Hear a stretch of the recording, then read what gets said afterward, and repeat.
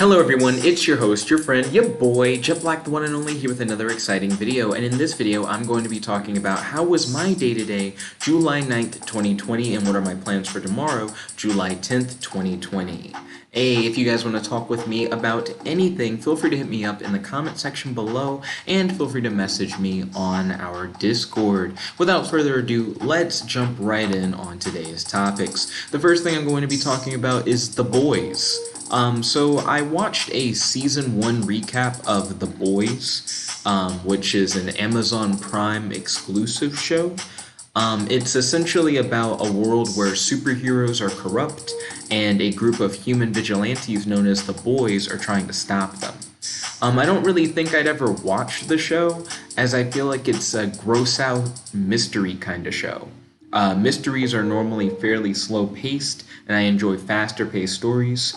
And it seems like the spectacle of the show isn't focused on like superpowers and superheroics, but rather it is focused on making the viewer feel uncomfortable by portraying gruesome, gross, or morally questionable actions. The recap that I watched of The Boys I thought was pretty good. Like, I enjoyed seeing each of the story beats, and I feel like recaps can help enhance a slower paced story. I might watch the recap for like season 2 once that's eventually a thing, but I don't think I would actually sit down to watch The Boys. The same reasons that I'm listing now for why I don't want to watch The Boys are the same reasons for why I didn't watch it initially. It just sounded like the appeal of The Boys was that it was like kind of over the top with like the gruesomeness and the grossness. I'm not really against stuff like that. It's just not my cup of tea. At least not for like the superhero genre, I guess. Like Invincible has plenty of like over the top like violence, but I feel like it works and it makes sense in Invincible. In The Boys, it feels like you're waiting for the next one to happen, like it's expected and it's like a part of the appeal.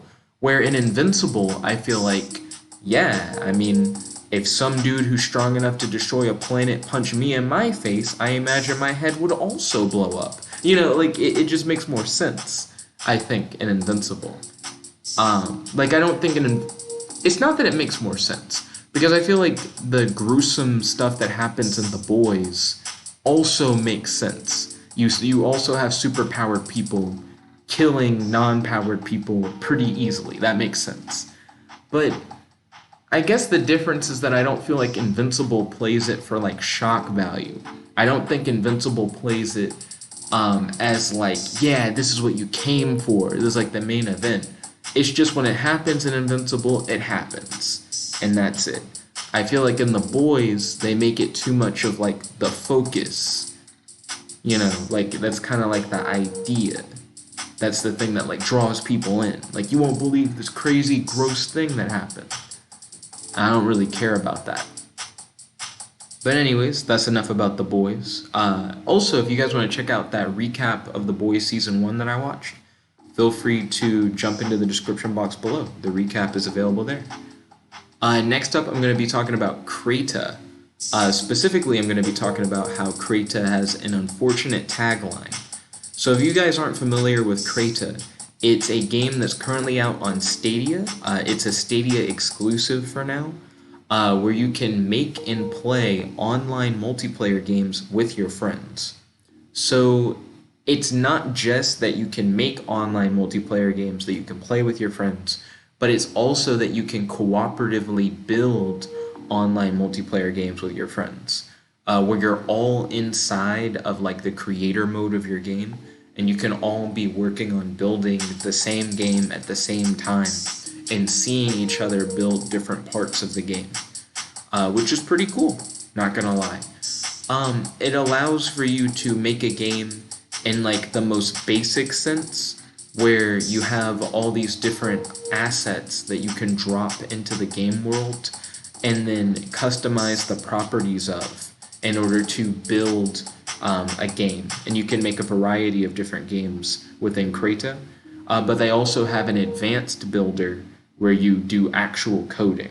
So You can either choose to just do the basic building, you can choose to just do the advanced building, or you can do a mix where sometimes you use the basic building to just kind of place like terrain or put in like enemies and hazards. But then you can also customize those things further using the advanced builder. But Crayta seems interesting, and I just feel like the game being a Stadia exclusive, I think is supposed to attract more people to Stadia, but I also find that a little bit disappointing that it's a Stadia exclusive, because I feel like if it was on larger platforms, it would probably be a bigger deal and have more appeal. Because while there are other similar games like Dreams for PlayStation 4, I think Crayta actually is bringing something a little bit different to the table. Something that's like fairly interesting but within the same wheelhouse. Now, I do say that the game has an unfortunate tagline though. The like slogan for Crayta is play a different game. And I think play a different game sounds like a negative slogan to have, because that sounds like something you would say if you like hated the game. You know what I mean? Like, I've heard reviewers tear apart a game and then say you should just play a different game. So it's weird that one of the first things you might see when looking at like Crayta is the tagline play a different game. Also, I haven't been showing you guys images this whole time. I'm messing up. Here's an image of the boys, showing a series of characters. I believe this team is called the Seven. It's kind of like the boys equivalent to the Justice League, but they're corrupt. Though you could try and argue that the normal Justice League is corrupt if you wanted to. I think 0 Hour would support that, like the concept that the Justice League is actually more corrupt than you would think. And then here's an image of Crayta. This is their like main promotional image this is their main promotional image that they're using. And then here's the Crayta slogan. Crayta, play a different game. I don't know, like I get where they're coming from, because you can interpret play a different game in a number of different ways. I just still think it sounds negative. Like I don't know why that's what they decided to go with their marketing material. But there's more stuff about Crayta than just their weird tagline that I want to talk about. In particular, I want to talk about Crayta's prize fund. So Crayta has a prize fund where the top creators of each month can make anywhere from $1,000 to $5,000 a month.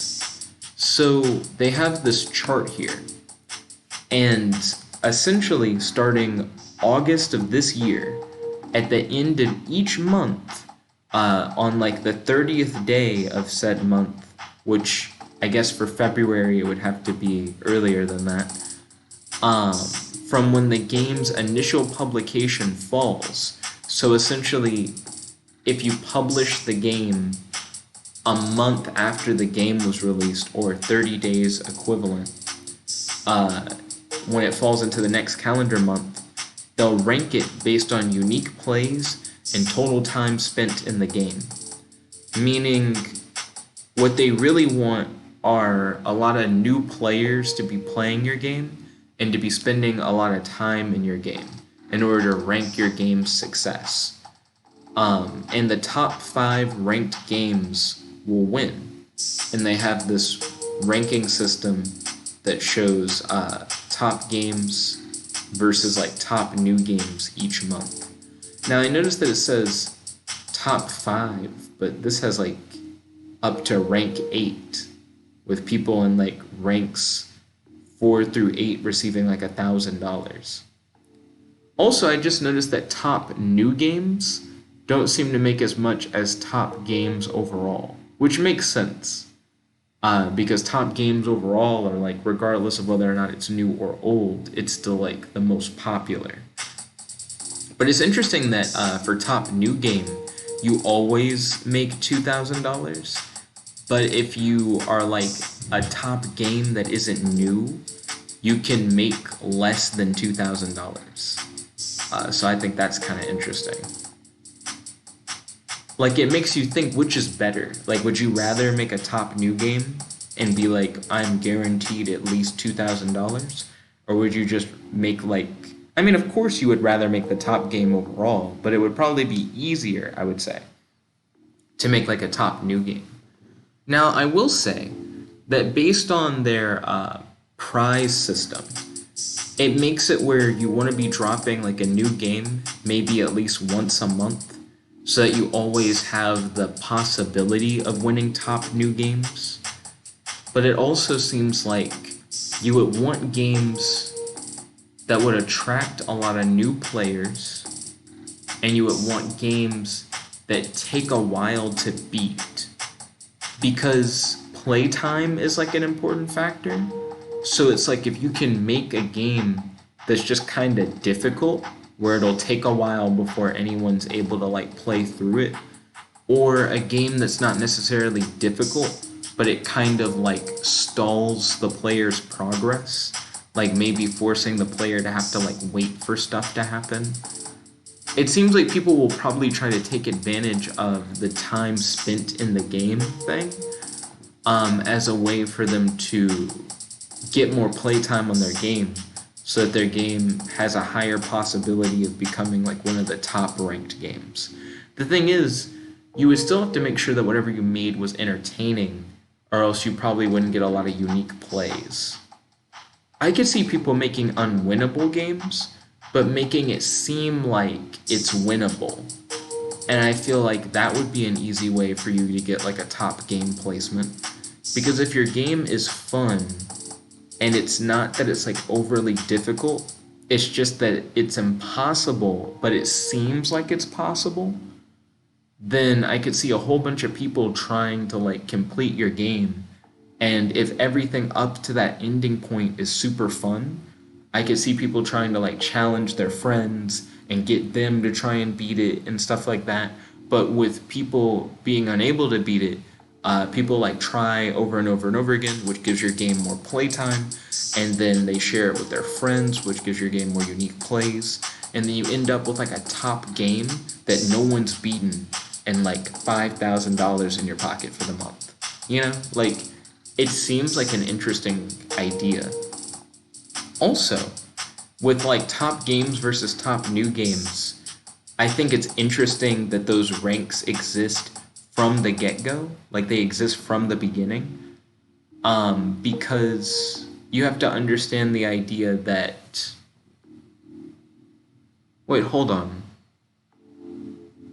It still throws me that it says the top 5 ranked games will win, because clearly there are 8 ranks, and then there are like 2 different categories. What if you won both top game and top new game? Would you win $7,000? Like, if your game was the like best game overall, most unique plays, most time played, and if your game happened to be like brand new, it was made within like the last month or whatever, then would they pay you $7,000? Or would you only be eligible of winning like in one category or the other category? Because it's starting to sound like more and more of you could potentially like make a living at it kind of thing. It sounds highly competitive, but the rank 1 position is like a pretty good wage. You know what I mean? Like, I don't think everybody's taking home $5,000 a month. That's like, oh wow, that actually isn't that much money. Hold on. Because I thought about it and then I was like, yeah, never mind. That's $60,000 a year. Which $60,000 isn't anything to scoff at, but it's not like, it's not bad. Like, I don't know. I don't want to shit on the concept of $60,000, but it seems like it would be a very difficult $60,000 to earn. That's for sure. But I am curious to see if any of you guys are interested in getting Crayta. And if you guys are interested in getting Crayta, do you think you'd be able to like make a living off of it? Because you can definitely live comfortably off of $60,000 a year. But the odds of you getting $60,000 a year, I think, are like pretty low depending on how competitive it is. Now, due to the fact that the game is a Stadia exclusive, it means that you'd only be competing against other people on Stadia. Also, hold on. So if you make top game and you make top new game, but you made it with like a group of friends, since you can do like collaborative game creation, is the money split between all collaborators?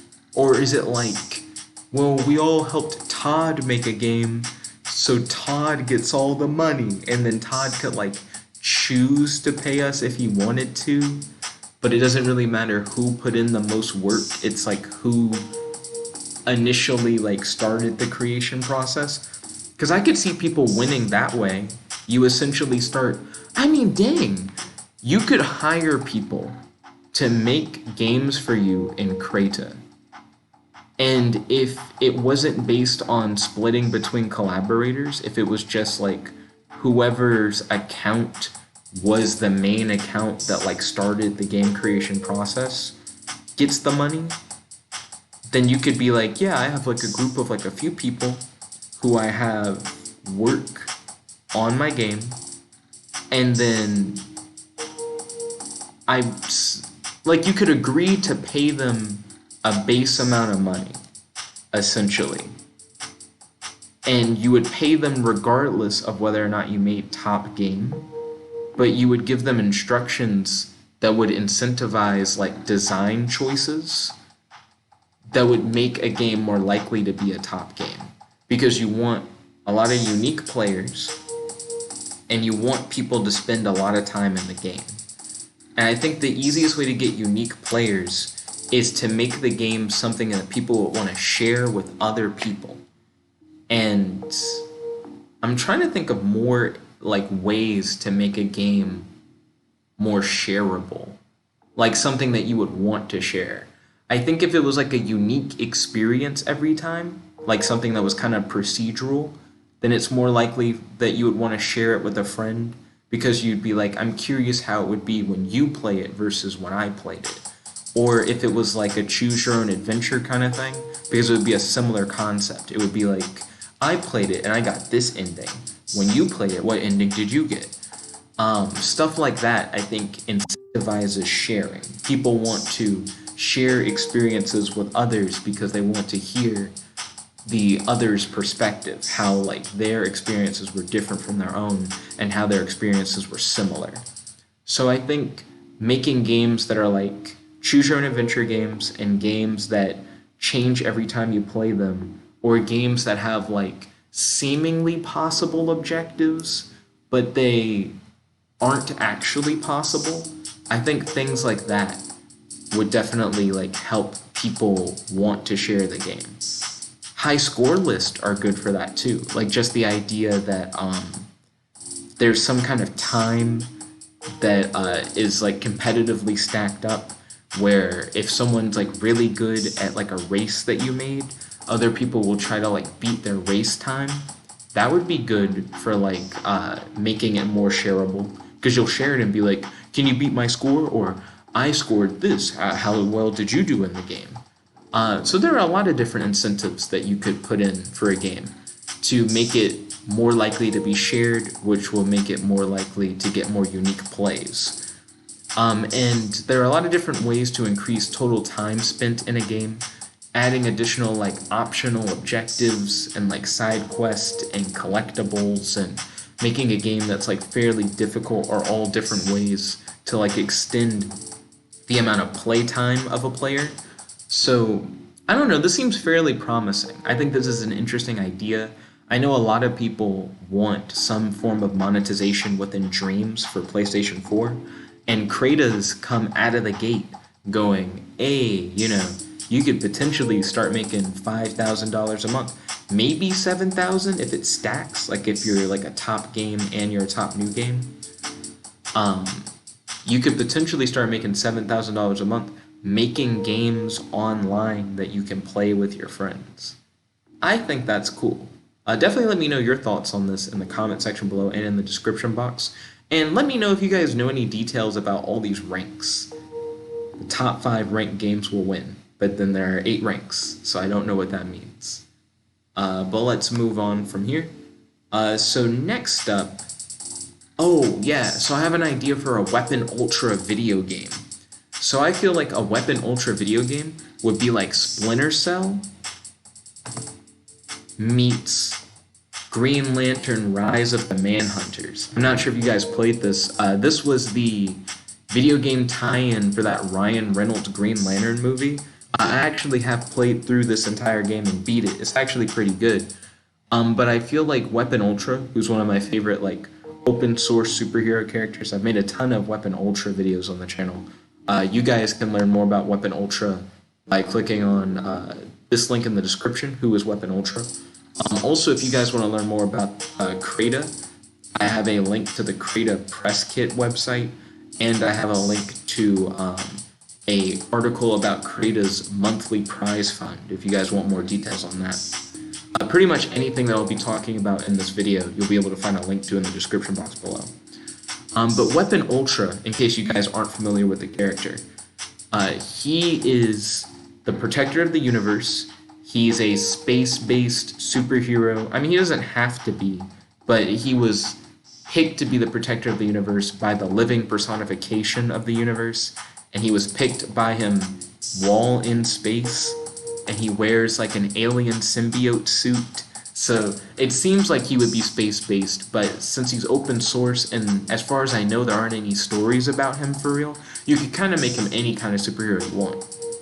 But I imagine him to be a space-based superhero. But when he's not his superhero identity, Weapon Ultra, he's in his civilian identity of Wayne Holt. I almost called him Weapon Holt. But when he's Wayne Holt, he's a member of the CIA.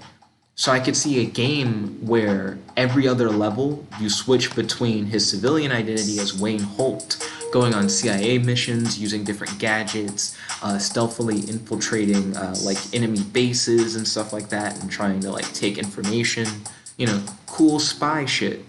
And then for like the other like 50% of the game, you're like doing like this cool Green Lantern stuff, because Weapon Ultra also has like energy construct based abilities where you're like traveling through space and you're fighting like evil aliens and robots and stuff like that.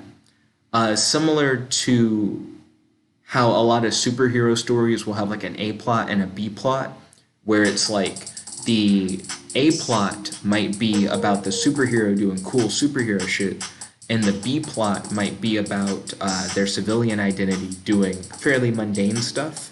You could kind of have an A plot and a B plot for your game, but both can be exciting and action-packed. Like for the Wayne Holt plot, you could have it where he's going on a series of missions, but they're all related. They're all tied into trying to like solve a particular mystery or stop like some evil like terrorist organization or something like that. So I think that could be cool for like that half of the game. And then the other half of the game, when you're doing like cosmic superhero stuff, maybe there's like this huge enemy that threatens to destroy the entire universe, and in order to defeat them, maybe you have to travel from planet to planet, taking down like their army of like aliens. And each of their alien armies may be of like a different species with different abilities, and each one may have a general that you have to defeat in order to like weaken the power of essentially the final boss. And then at the end of the game, you would have taken down like the terrorist cell, like through like your CIA missions, and then you also would have taken down like this force that's threatening the entire universe. And in the secret agent portions, since you're Wayne Holt, you're like Weapon Ultra's civilian identity, you wouldn't have access to your symbiote. So you would have to depend on your gadgets and your weapons and stuff like that. And it would be more of like a stealth-based mission. You know, you wouldn't want to jump out guns blazing because you don't have like the protection of the symbiote.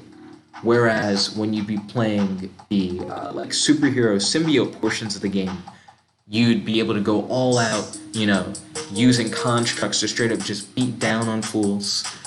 So it would allow you to have a balance of like kind of slower paced, suspenseful, stealth based strategic gameplay, and then all out crazy hack and slash action adventure gameplay.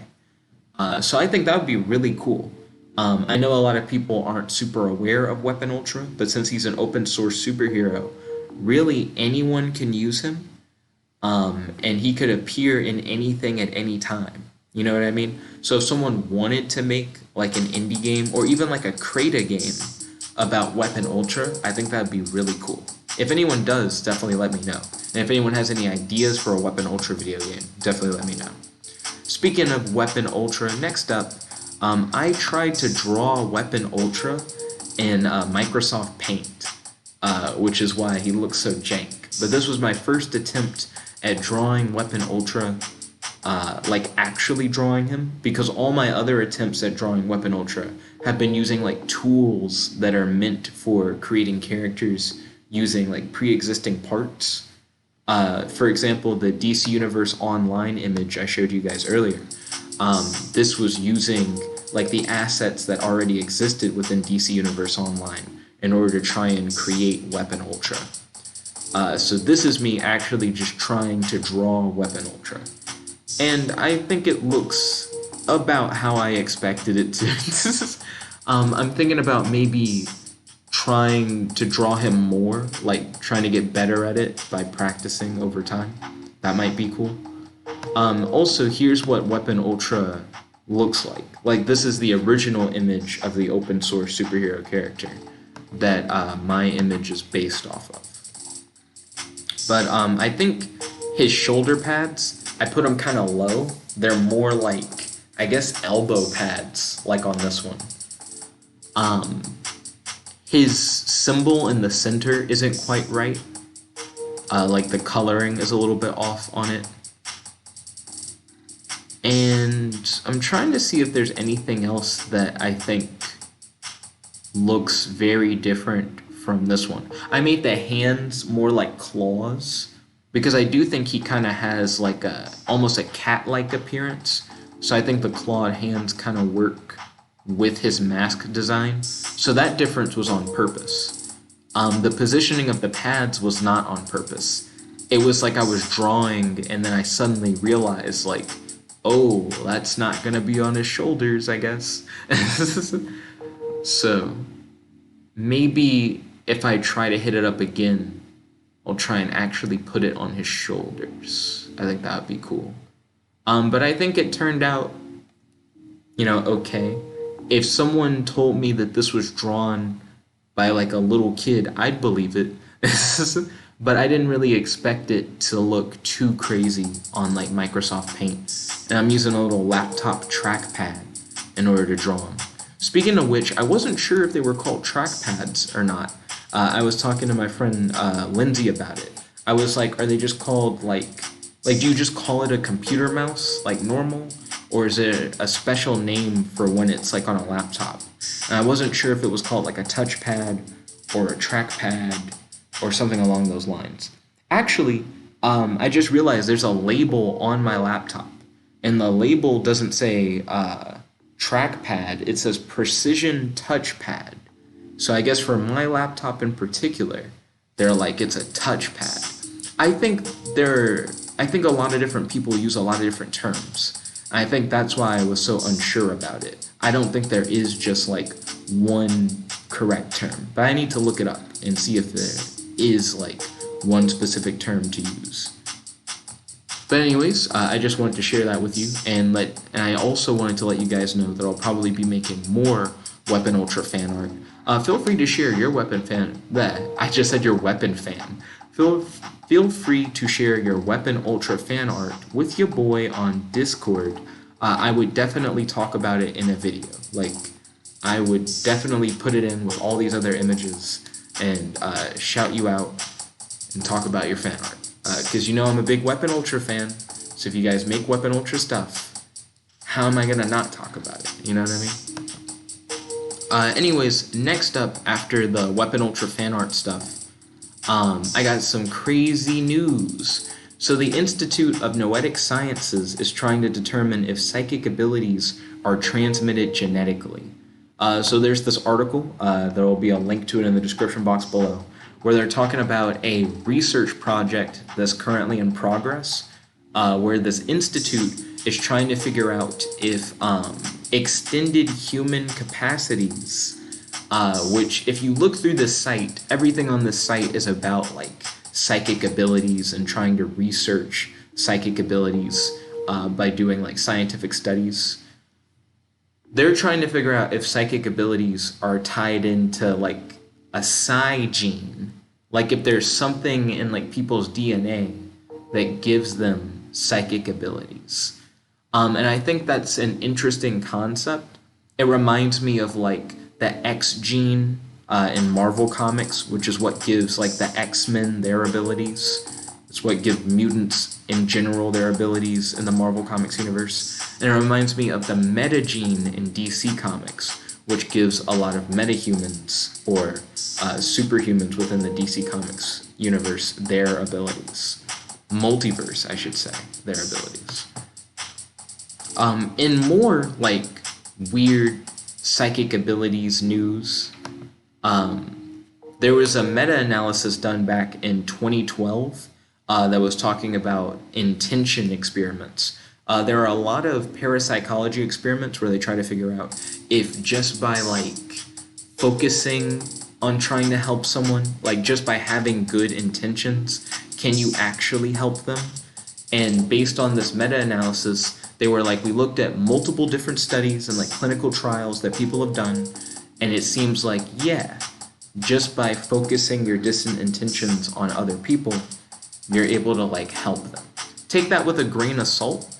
I do like that it's a meta-analysis though. This isn't just like one study, it's someone taking in like many different like studies. So they said they went over 11 studies and 576 single sessions of almost identical design.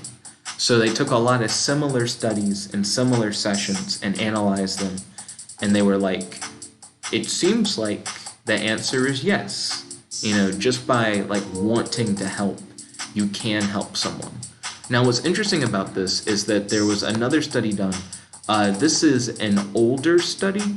The date isn't shown in the screenshot, but I'm pretty sure this study is from a while before the meta-analysis. But this one is talking about how distant intentions, this one's focusing on using intentions in order to heal people, are able to affect their target regardless of like distance, whether that distance be in space or in time. So they did distant healing experiments where they had people focus on a target that was like on the other side of the world.